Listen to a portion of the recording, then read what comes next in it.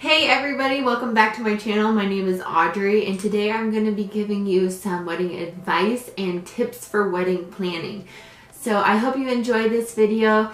Give it a big thumbs up and subscribe down below. So my first tip is to get on the invitation process and creating all of those paper documents as soon as possible. This is really important because they can take a really long time to be ordered, processed, made, and shipped to you. You want to make sure you put enough time for if you have to totally reorder like we did. We read through it so many times that we still had typos and we had to order like a second batch. So it took us, I think, like 2 months. And by no means does your invitation have to be perfect because most people are honestly just gonna throw it away after they RSVP.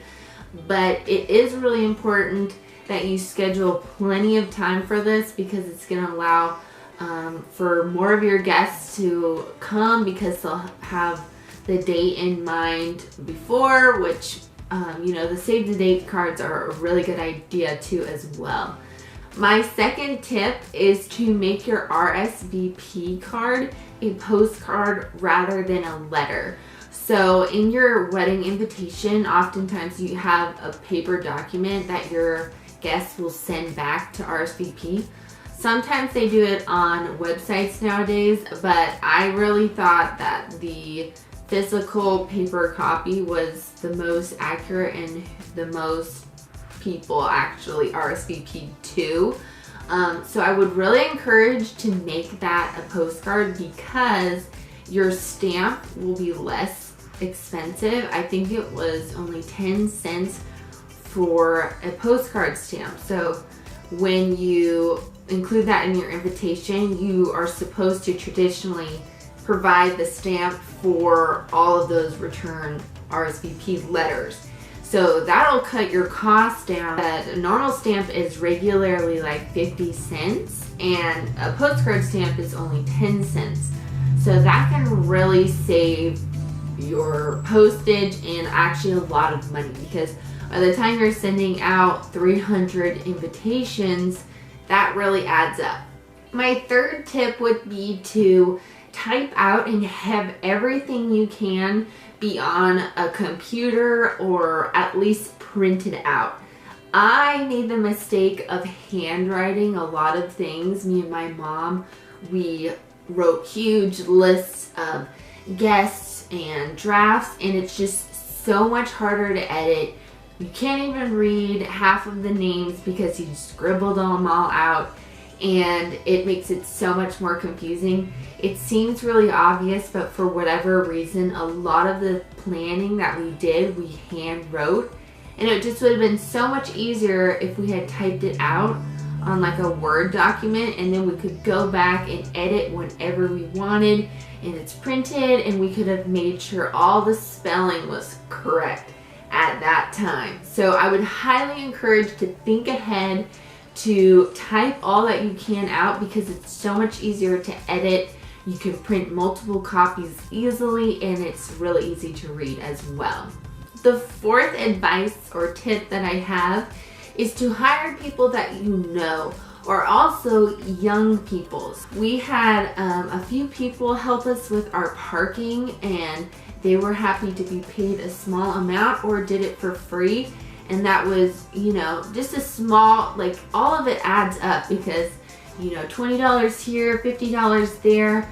If you start hiring all these little people, you could save a lot of money by just asking your friends. I went on Facebook, just, a big shout out, hey, if anyone wants to help with parking, please contact this person and that and we'll pay you $20 or something. Like they were just like, oh, well, I'd love to do it for free because we love you and support you.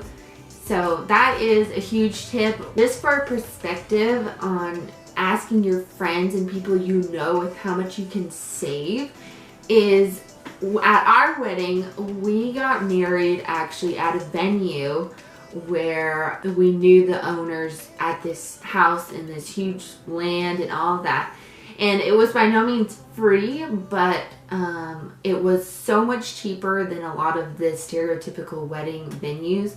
I would highly recommend it. If you know someone with a really beautiful yard, ask them. You never know, they might say, sure, we'd love to have it. We'd be more than willing to work with you. And they don't have a lot of these extra fees, and it's oftentimes a great way to do that. We also had help with music during the ceremony, decorations. I had a girl I knew from high school do all of the girls' makeup and myself for so cheap. She was so nice. She let us do it for tips only. So if you know a person, offer that. Say, could we pay you just in tips, and give them a generous tip? And it's, you know, they get experience and they can put it on their Instagram saying, oh, I did this girl's wedding.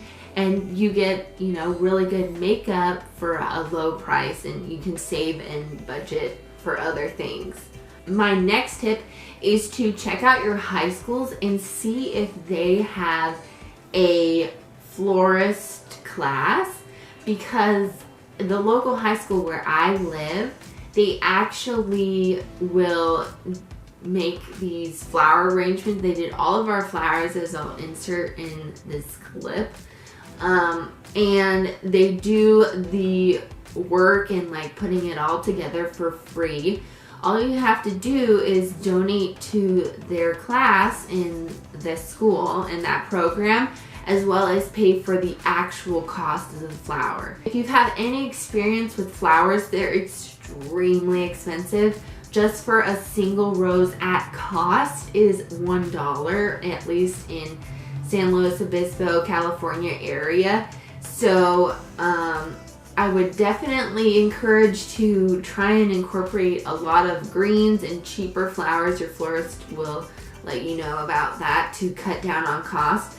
But really check out to see if your high school, because we saved so much money by just not having to pay for the actual work, because it's a huge deal and it can add up so much. So it's good to support your school, and you can cut down on some cost as well.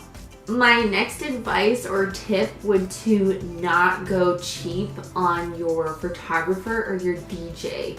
Your photographer is capturing all the moments, and the only thing I would say is if you know a really good photographer, that would be an exception of going cheap. But otherwise, it's just an expensive cost. And if you're gonna get someone who's really gonna capture that moment and give you what you want and all those memories that you can keep, then you're not gonna wanna go buy some really cheap person who doesn't know what they're doing, doesn't get enough pictures, loses them all. So I would really definitely say to budget, you know, a good chunk of money for your photography. The DJ, I would say, is even more important, because he essentially will choreograph your entire reception, even sometimes your ceremony if there's sound and all that. So our DJ, he helped keep everything on track.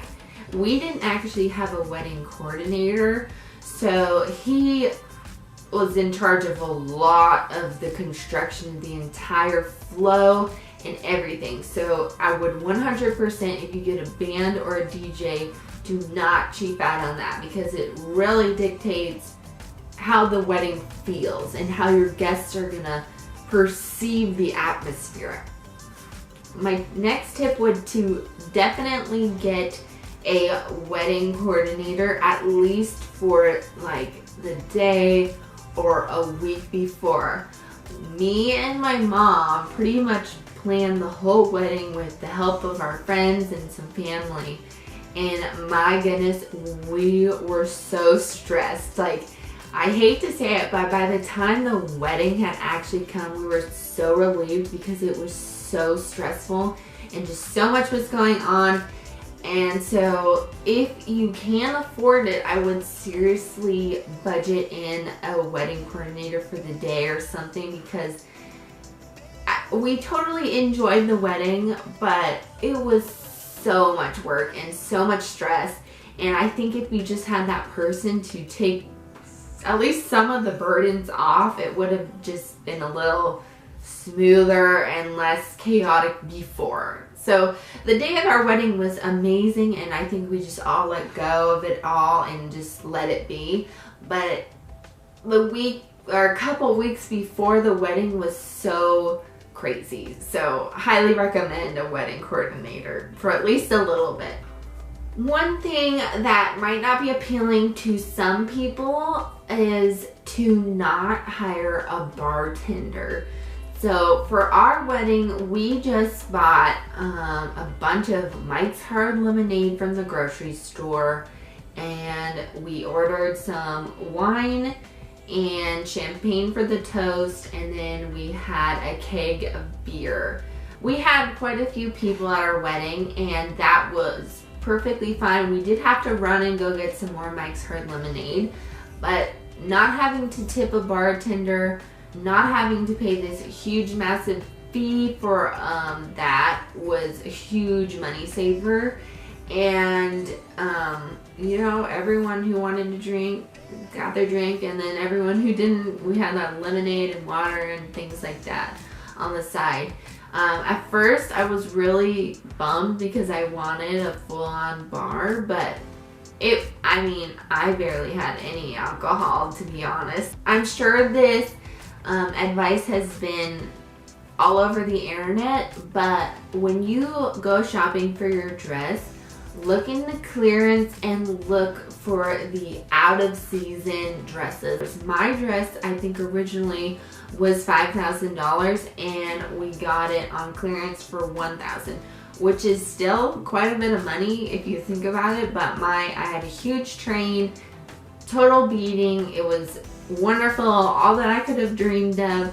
But $4,000 that you don't have to pay for, I'd say that's a good deal. My last tip would be on your wedding day, when you're taking your photos, have a cocktail hour. So I would encourage to not have a first look, but I know that's very trendy. But if you don't and you need to take pictures after the ceremony, you're gonna wanna have a good amount of time for photos, because you have to get in all your family photos, which can take a really long time if you have a big family like me, plus your, of you and your husband.